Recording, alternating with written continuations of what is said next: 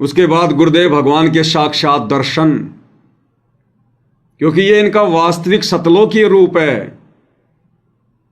यही है वो कबीर देव, कबीर भगवान, परम अक्षर ब्रह्म, अनंत ब्रह्मांडों के स्वामी, जिनके एक रोम में, एक रोमकूप में 1 करोड़ सूरज, 1 करोड़ चंद्रमा मिला दो, उससे भी कहीं ज्यादा रोशनी, नूर, तेज, आभा, और ऐसे ऐसे 3.5 करोड़ रोमकूप शरीर पर। ये वही तो है कबीर देव, सतगुरु रामपाल जी भगवान, जो अपने तेज पुंज वाले नूरी शरीर को हल्का करके आप और हमसे मिलने के लिए, हमें अध्यात्म समझाने के लिए इस पृथ्वी पर प्रकट हैं। धन सतगुरु उपदेश देवा, 84 ब्रह्मेट ही, और तेज पुंज अन्य दे धरकर, इस विधि हमको भेंट ही। और गरीब परपटन वह परलोक है, जहां अदली सतगुरु सार, और भक्ति हेत से उतरे पाए हम दीदार। और हम लोग भोजन खाने के बाद में जो बड़ी आरती करते हैं, तो शुरू में क्या बोलते हैं? पाया प्रसाद मन भया थीर, और रक्षा करे सतगुरु रूप में सत्य कबीर। तो सतगुरु रूप में वर्तमान में सत्य कबीर धरती पर प्रकट है। तो इनके तो दर्शन मात्र से भी हम लोग ढेर सारे पुण्य के भागी बनते हैं। कबीरा दर्शन साधु का, मुख पे बसे सुहाग। और दर्शन उन्हीं को होते हैं जिनके पूर्ण भाग। अब दर्शन तो सभी को रहे हैं भाई और बहनों, दर्शन तो ये दुनिया वाले भी कर रहे हैं, दर्शन तो आश्रम वाले भी कर रहे हैं, लेकिन इस प्रकार दर्शन करने से वो लाभ नहीं मिलेगा। जिस दिन हम अपने गुरु को परमात्मा के रूप में देखकर दर्शन करेंगे कि ये मेरे जैसे इंसान नहीं है, मानुष नहीं है, मां के गर्भ से जन्म लेकर नहीं आए, ये स्वयंभू परमात्मा है। जिस दिन हमारा दृष्टिकोण बदल जाएगा देखने का, जिस दिन हम गुरु को परमात्मा मानकर उनके दर्शन करने की चाहत रखेंगे, उस दिन हमें उनके दर्शनों का वास्तविक लाभ मिलेगा। फिर भले चाहे उनके फोटो में दर्शन क्यों ना करो। कबीरा दर्शन साधु का, मुख पे बसे सुहाग। और दर्शन होने को होते हैं जिनके पूर्ण भाग। बाकी दुनिया तो केवल अपना गुरु मानकर उनके दर्शन कर रही है। तो भैया, जैसी दृष्टि वैसी सृष्टि, उसी हिसाब से लाभ मिलेगा, उसी हिसाब से बड़ा फर्क होता है। गुरुदेव ने सत्संग में क्या बताया? एक लड़की है, उस लड़की के पिता का नाम है राम अवतार, और जिस लड़के से उसकी शादी हुई उसका नाम भी है राम अवतार। अब जब वो लड़की अपने पीहर में रहेगी और कोई बाहर का व्यक्ति आकर पूछेगा कि भाई राम अवतार कहां है, तो लड़की की दृष्टि कहां जाएगी? अपने बाप के ऊपर, क्योंकि वो पीहर में है। उसको पता कि यहां कोई पूछेगा तो मेरे बाप के बारे में पूछेगा। तो राम अवतार नाम सुनते ही उसकी दृष्टि कहां गई? अपने बाप के ऊपर, अपने बाप की सूरत पर। और वो लड़की जब अपने ससुराल में जाती है और वहां कोई आकर कहे भाई राम अवतार घर पे है क्या, तो लड़की राम अवतार नाम सुनकर उसकी दृष्टि कहां जाएगी? अपने पति पर, क्योंकि उसको पता है कि ये मेरा ससुराल है और मेरे पति का नाम राम अवतार है, और यहां कोई पूछेगा तो मेरे बाप के बारे में नहीं पूछेगा। तो उसकी दृष्टि कहां जाएगी? अपने पति पर। दोनों के सेम नाम है, लेकिन उनके देखने और सोचने के दृष्टिकोण में रात दिन का अंतर हो गया, रात दिन का।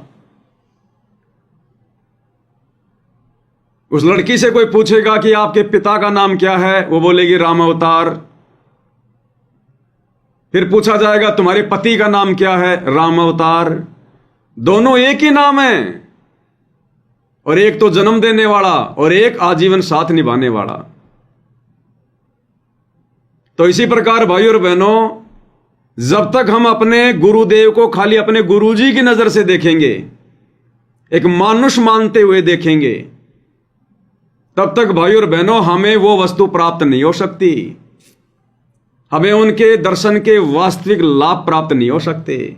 और जिस दिन हमने गुरु को परमात्मा मान लिया, हृदय से कबीर भगवान मान लिया, फिर कोई कहेगा ना कि भाई भगवान कौन है, कबीर जी कौन है, तुरंत हमारे दृष्टिकोण हमारे गुरुदेव की सूरत पे जाएगी कि हमारे गुरु जी सतगुरु रामपाल जी भगवान हैं, यही कबीर देव हैं, यही परमात्मा है।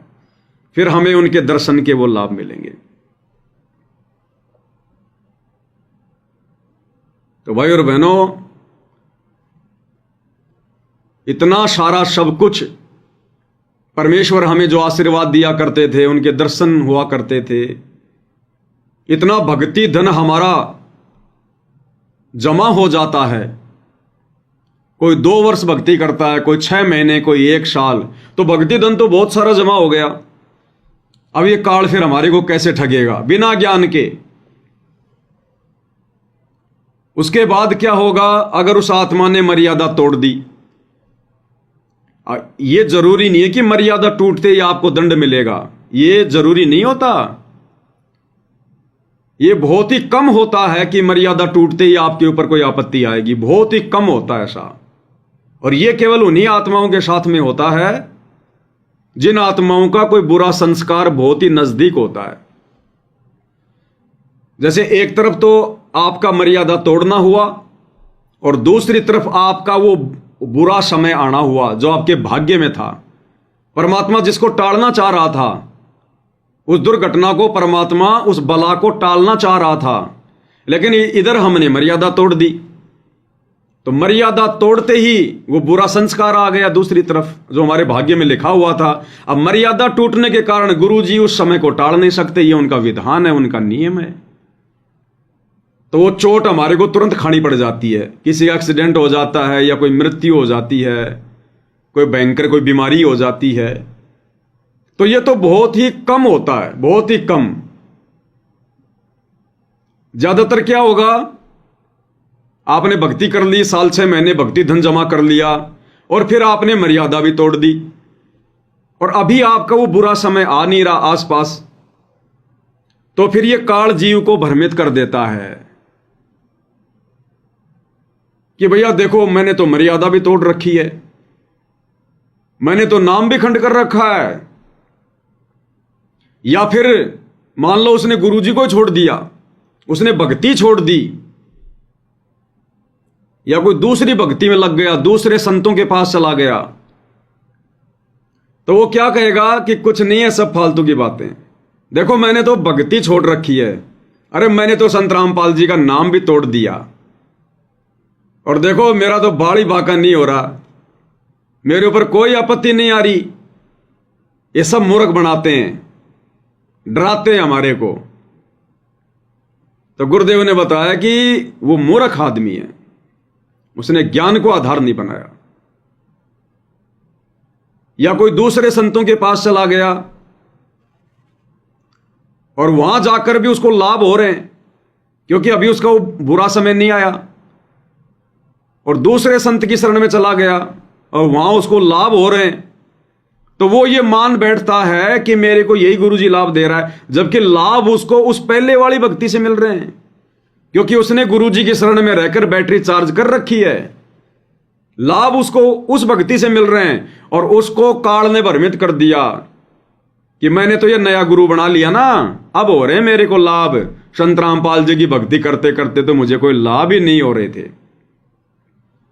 और परमात्मा लाभ इसलिए नहीं देता भाई और बहनों, तुरंत इसलिए नहीं देता, अगर लाभ दे दिया तो फिर ये ज्ञान को आधार नहीं बना पाएंगे, फिर ये देखा देखी भक्ति करेंगे। फिर ये तो परमात्मा चाहता कि पहले ये ज्ञान से परिचित हो जाए, पहले ज्ञान को समझे कि मैं शरण में क्यों आया हूं, मेरा टारगेट क्या है। टारगेट हमारा मोक्ष प्राप्ति होना चाहिए, और मोक्ष प्राप्ति के मार्ग में हम उसी समय रुकेंगे जब हमारे को ज्ञान पूरा होगा, और जब ज्ञान पूरा हो जाएगा और मोक्ष प्राप्ति की हमारे को तड़प लग जाएगी, फिर यदि हमारे 1-2 कार्य सिद्ध भी नहीं होंगे तो भी हम फिर अटपट नहीं करेंगे। हमें पता चल जाएगा कि क्या पता गुरुजी की क्या प्रोसीजर चल रही है, क्या पता मेरे भाग्य में क्या घोर संकट आना था जो गुरुजी उसको हल्का कर रहे हैं, उसको टाल रहे हैं।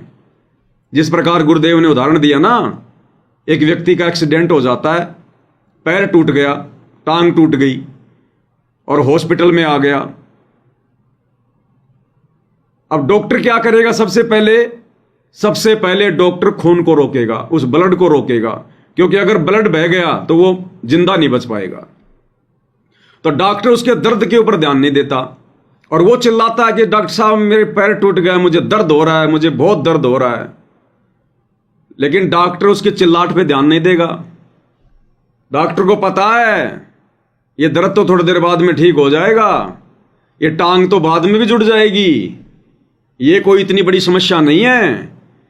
अगर इसका खून बह गया तो ये जिंदा नहीं बचेगा। इसलिए डॉक्टर क्या करेगा, उस मरीज के दर्द की परवाह नहीं करेगा। वो मरीज क्या कह रहा है नहीं सुनेगा, उसके खून को रोकने का प्रयास करेगा। तो इसी प्रकार भाई और बहनों, यदि हमें थोड़े बहुत लाभ नहीं भी हो रहे हैं भक्ति करते करते, या कम हो रहे हैं, या समस्या जो कि त्यों बनी हुई है, तो ये पक्का मान लेना कि वो थोड़ी बहुत समस्याएं तो परमात्मा बाद में भी ठीक कर देगा। हमारे ऊपर कोई कर्म की भयंकर मार आने वाली है, उसको परमात्मा पहले सेट कर रहा है कि पहले इसकी जान तो बचाऊं। ये कर्म की जो मार आने वाली है, पहले मैं इससे तो इसका बचाव करूं। ये थोड़े बहुत सुख तो धन लाभ तो इसको बाद में भी दे दूंगा, मिलते रहेंगे आगे। अगर इसकी जान ही चली गई, अगर इसका जीवन ही नहीं बचा, तो ये भक्ति कैसे करेगा। और भाई बहन जल्दबाजी में उस व्यक्ति की तरह जिसकी टांग टूट गई, दर्द हो रहा साहब, दर्द हो रहा, दर्द हो रहा, जल्दी करो, तो डॉक्टर भाई और बहनों ध्यान नहीं देगा। तो बहुत सारे कारण होते हैं भाई और बहनों, रीजन होते हैं ये। इसलिए हमने अपने गुरुदेव भगवान पर विश्वास रखना चाहिए। और यह विश्वास तभी बनेगा जब हम ज्ञान को समझकर भक्ति से जुड़ेंगे। फिर वो आत्मा डगमग नहीं होगी। फिर क्यों, फिर उसको मालिक के विधान का पता चल जाएगा। सुख फिर वो खुद ही नहीं मांगेगा कि सुख तो ये भगवान इतने दे देगा, आने वाले समय में इतना दे देगा कि मेरे से संभाले नहीं जाएंगे। भगत ने हाथ जोड़ना पड़ेगा कि गुरुजी बस करो, हे परमात्मा बस करो, रो रो के। हम भगत भाई बहन गुरुजी से रो रो के प्रार्थना करेंगे कि गुरुजी अब इससे ज्यादा मत दो, गुरुजी इससे ज्यादा मत दो। और हम उसको बर्बाद भी नहीं करेंगे क्योंकि हमें ज्ञान हो गया। हम उस माया का दुरुपयोग भी नहीं करेंगे, लेकिन फिर भी हम गुरुजी के आगे रो रो के प्रार्थना किया करेंगे कि गुरुजी बस इससे ज्यादा मत दो, परमात्मा मत दो। तो ये तो मालिक देगा ही देगा, उनका विधान है ये। गेहूं से पहले चारा होता ही होता है, गेहूं तो बाद में होगा, पहले चारा निकलेगा। चारा तो भौतिक सुख तो भगवान देगा ही देगा। अब उसके लिए परमात्मा ने अपना विधान बताया कि धीरे धीरे रे मनवा धीरे सब कुछ होए, और माली सींचे सो घड़ा समय आए फल होए। कि भाई जल्दबाजी मत करो, अभी तुम भक्ति पर आए हो, जुड़े हो, धीरे धीरे धीरे धीरे भक्ति करो, अपनी ये कमाई करना सीखो, सत्संग सुनो, मर्यादा में रहो, गुरु जी को प्रसन्न करो, इस ज्ञान को आधार बनाओ। फिर ये सुख तो परमात्मा धीरे धीरे दे देगा। और वैसे गुरु जी नुकसान हमारा कुछ होने नहीं देंगे, बिगड़ेगा हमारा कुछ नहीं, कुछ नहीं बिगड़ने देगा परमात्मा, यदि हम विश्वास के साथ भक्ति मार्ग पर लग गए तो। लेकिन समस्याएं फिर परमात्मा धीरे धीरे सेट करेगा, धीरे धीरे। तो जल्दबाजी हमने भक्ति मार्ग पर नहीं करनी है बिल्कुल भी। और यह समस्या गुरुदेव भगवान के साथ में सन 1994 से 2014 तक रही, क्योंकि आत्माएं ज्ञान को नहीं समझ पाई, देखा देखी में ज्यादा जुड़े थे। एक ने नाम ले लिया, उसको लाभ हो गए। अब लाभ गुरु जी ने उस समय जानबूझ के दिए, अपनी तरफ से दिए, भगवान ने अपने कोटे से दिए, क्योंकि परमात्मा ने शुरुआत में इस ज्ञान को आत्माओं तक पहुंचाना था। एक बार परमात्मा ने सत्संगों की शुरुआत करनी थी। मालिक को पता था कि यह ज्ञान बिल्कुल सांसारिक ज्ञान से उल्टा, यह तत्व ज्ञान है, यह नहीं समझ में आएगा इनके। जब 1993 में गुरुजी सत्संग करने लगे तो गुरुजी को पता था इस ज्ञान को ये हजम नहीं कर पाएंगे जब तक इनको मीठी गोली नहीं दी जाएगी।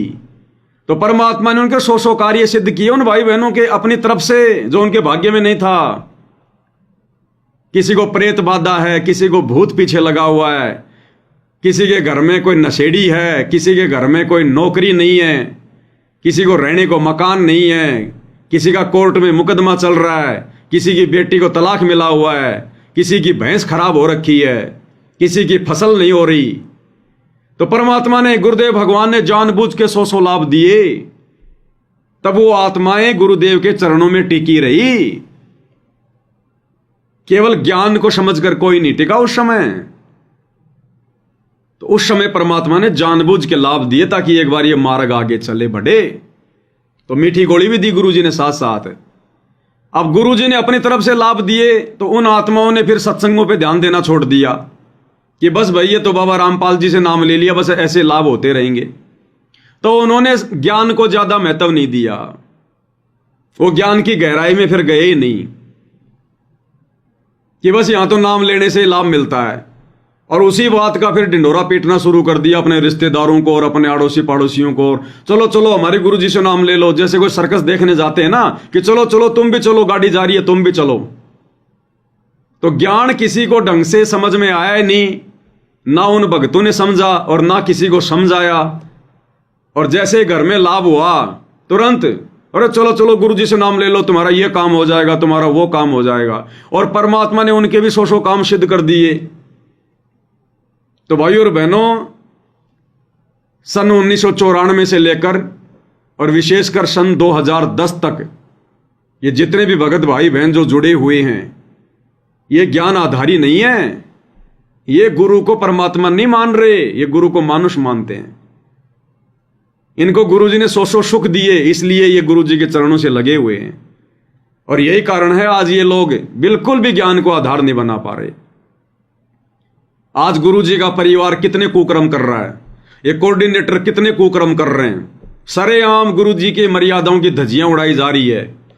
नियमों में साफ साफ लिखा है कि भगत ने मोबाइल में वीडियो गेम भी नहीं देखना। और गुरुजी के परिवार ने गेम खेलने के लिए स्टेडियम बना दिया संगत के पैसों से, और संगत बढ़ चढ़ के सहयोग कर रही है। तो कहां समझा इन्होंने फिर गुरुजी का ज्ञान। गुरुजी की मर्यादाओं में है कि हमने राजनीति के आसपास भी नहीं जाना। कौन जीतेगा कौन हारेगा उनके भाग्य पर है, हम बिरानी आग में क्यों पांव दें। इन लोगों ने, गुरुजी के परिवार ने गुरुजी का इनाम ले लेके पीले पर्चे निकाल निकाल के कि गुरुजी का आदेश है, बीजेपी को वोट दो, कभी कांग्रेस को वोट दो, सपोर्ट करो नहीं तो नाम शुद्ध नहीं होगा तुम्हारा। और संगत पीछे पीछे दौड़ रही है। तो कहां ज्ञान समझा। दुनिया भर के कुकर्म आप भाई बहनों के सामने दास रोजाना रखता है। तो भाई और बहनों, उस समय की आत्माएं ज्ञान को नहीं समझ पाई, जिस कारण से बात बात पे अपनी मर्यादा तोड़वा रही है, बात बात पे अपनी मर्यादा। वर्तमान में गुरुदेव ने फिर दया बख्शी 2014 बरवाला कांड के बाद 7 संगतियां शुरू करवा के, ये संकल्प दीक्षा परमात्मा ने इसीलिए तो शुरू करवाई है कि मेरे को भीड़ थोड़ना इकट्ठी करनी है। ये तो मूर्खों का टोल जमा हो गया सारा का सारा। ये तो वही 650 साल पहले वाली बात हो जाएगी। फिर जब तक इनको सुख मिले तब तक तो गुरु भगवान गुरु भगवान। और एक भी काम अगर बिगड़ गया तो गुरु जाओ बाढ़ में, गुरु जाओ बाढ़ में। तो गुरुदेव ने देखा कि ऐसे थोड़ी काम चलेगा, ये सतलोक जाने योग्य तो फिर भी नहीं बन पाएंगे। तब परमात्मा ने ये संकल्प दीक्षा शुरू करवाई कि बच्चों, अभी मेरे हिसार जेल से बाहर आने में समय है, और जब तक मैं बाहर नहीं आता हूं तुम्हारे लिए गोल्डन चांस है। संकल्प ले लो, अच्छे से ज्ञान को समझ लो, अच्छे से मर्यादाओं को जान लो, अपने गुरु की पहचान कर लो, आत्म कल्याण के प्रति अपनी तड़प बना लो। और उसके बाद देखना फिर परमात्मा उन पहले वालों से भी ज्यादा लाभ देगा। उन पहले वालों से भी ज्यादा लाभ उन आत्माओं को जो आत्माएं संकल्प लेकर जुड़ी हुई हैं, क्योंकि उन्होंने ज्ञान को आधार बनाया। वो सुखों के लिए नहीं जुड़े हुए, उन्होंने पहले ज्ञान को समझा कि हमने तो मोक्ष करवाना है, ये सुख तो भगवान बाद में भी दे देगा। हमने तो अपना ये ब्लड रुकवाना है, ये टूटी हुई टांग तो भगवान बाद में भी जोड़ देगा, कोई बड़ी बात नहीं उसके लिए। और ये तो वो परमात्मा भाई और बहन, ये तो नया शरीर दे दे, ये तो वेदों का वेद, डॉक्टरों का डॉक्टर है, ये तो 100 वर्ष की उम्र प्रदान कर दे। यदि प्राणी मृत्यु प्राप्त करके धर्मराज के लोक में चला गया, उसके दरबार में खड़ा है, परमात्मा वहां से अपने भगत को छुड़वा के वापस ले आए और 100 वर्ष की आयु प्रदान कर दे। इस गुरुदेव भगवान की वेदों में यही तो महिमा लिखी हुई है। परमात्मा कह रहा है कि यदि वो मर भी गया है,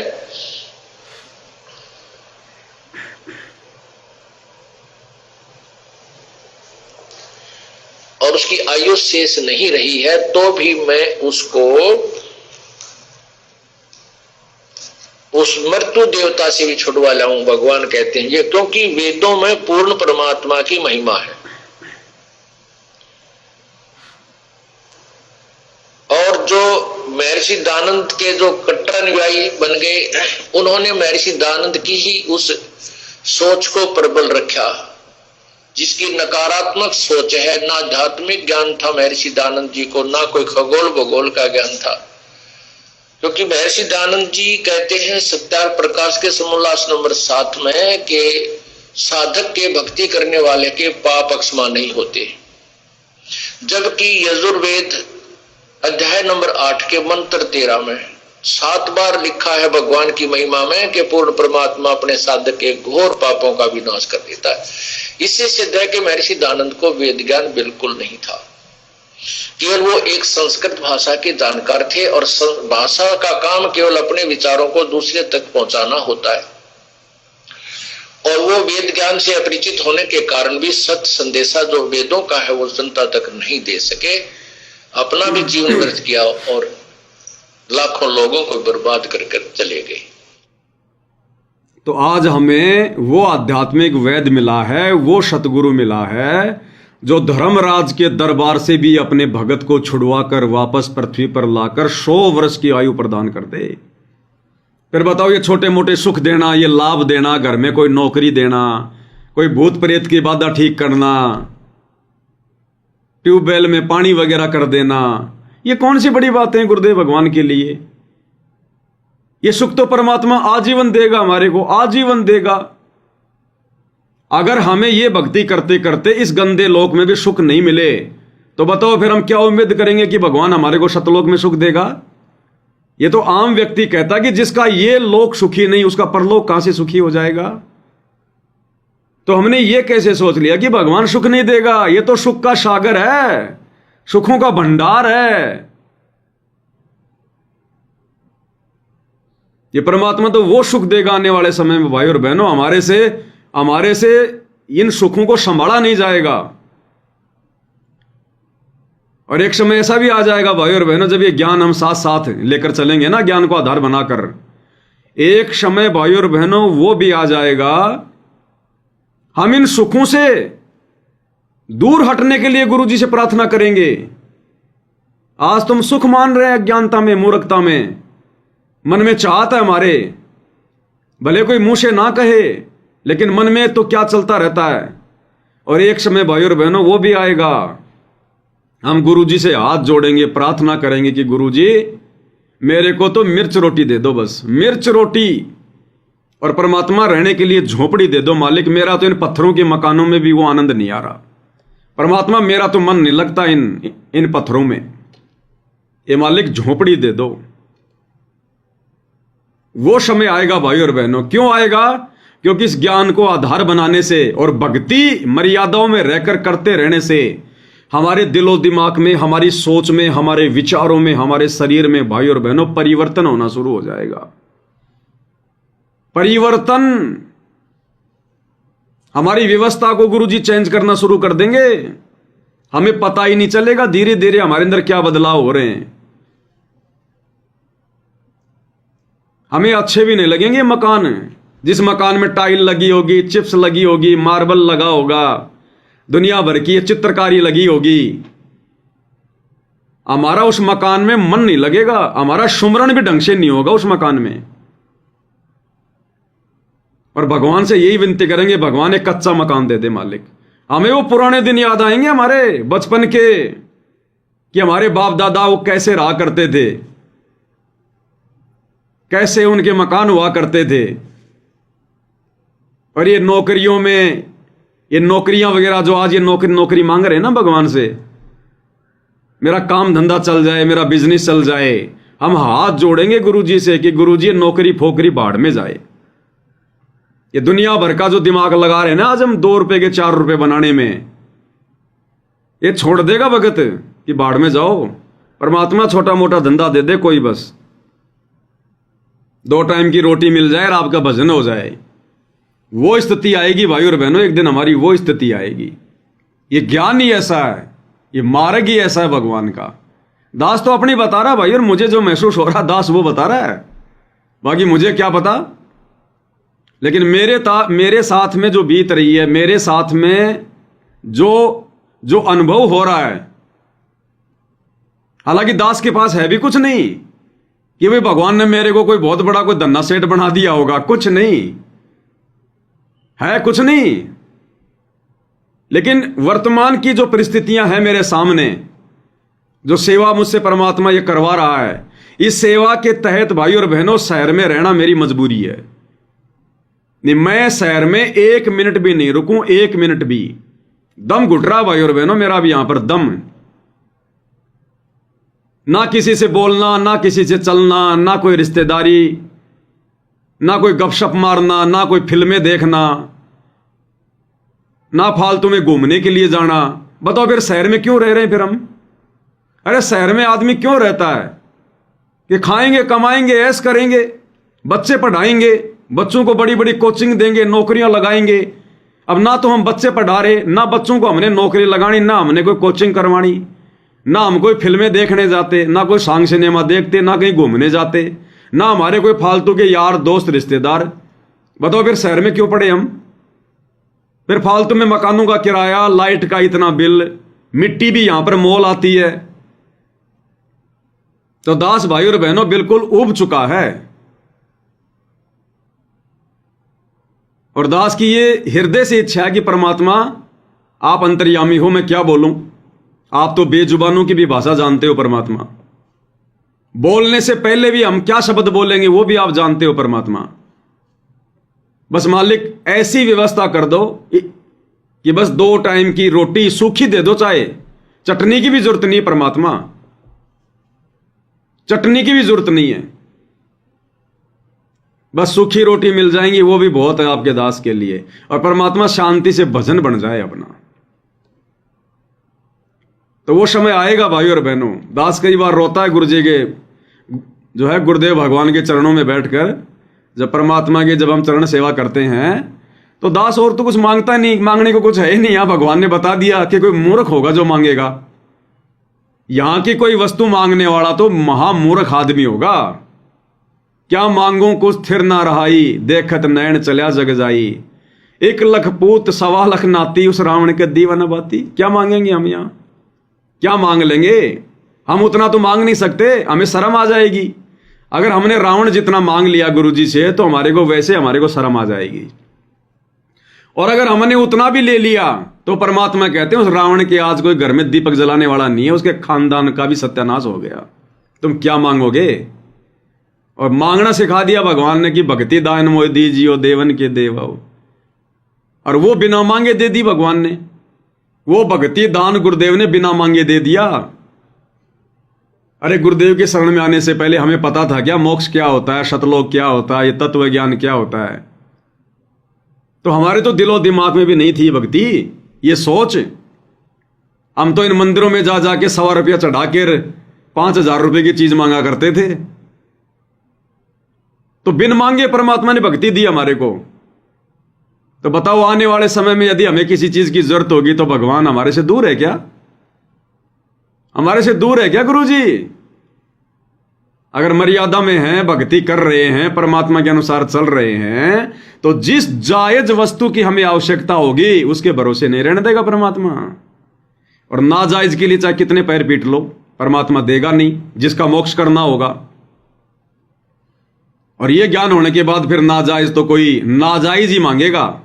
जो नाजायज होगा ना, नाजायज कौन? जो काल का जीव होगा और भक्ति करने का ढोंग कर रहा है। नाजायज वस्तु तो केवल वो ही मांगेगा संसार की, जो है वो देखा देखी। तो आवश्यकता के अनुसार देगा भगवान। फिर क्या मांगे इस भगवान से हम? तो एक समय ऐसा भी आएगा भाई और बहनों, बिन मांगे देगा परमात्मा, बिन मांगे। मांगे मिले ना लोहा और बिन मांगे मिले मोती, परमेश्वर वो कर देगा।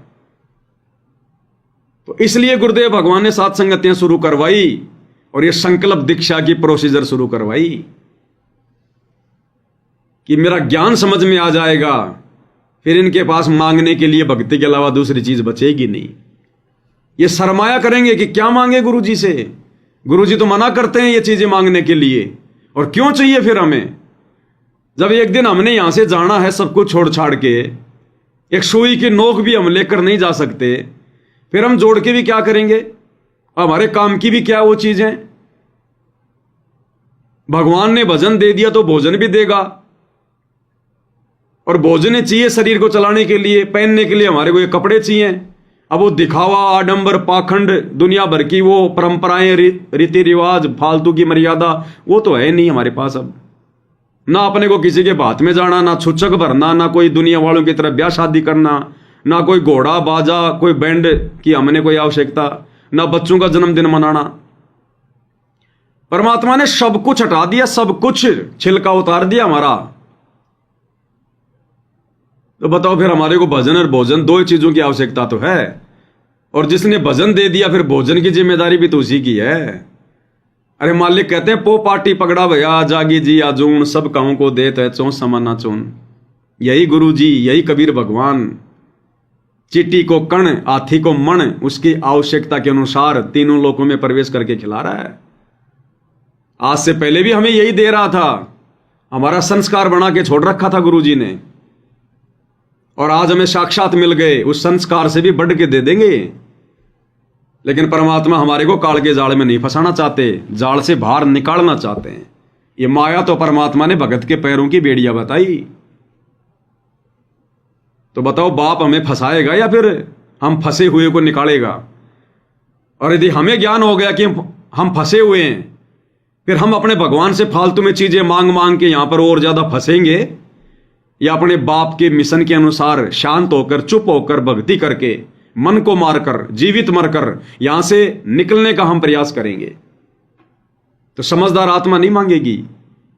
और थोड़ा बहुत कोई कष्ट भी है, कोई दुख भी है, तो वो दुखी नहीं होगी जिसने ज्ञान आधार बना लिया कि परमात्मा जरूर मेरा भयंकर से भयंकर कोई कष्ट टाल रहे हैं, मेरे ऊपर कोई समस्या, कोई आपत्ति मेरी जान जानी है, भगवान मेरी उस प्रोसीजर में लगे हुए हैं। चुपचाप रह ले, परमात्मा के ऑपरेशन में मीन मेख नहीं निकालनी चाहिए। और फिर देखना परमात्मा एक दिन वो दे देगा मालिक, तुम हाथ जोड़ोगे, हे भगवान बस बस बस।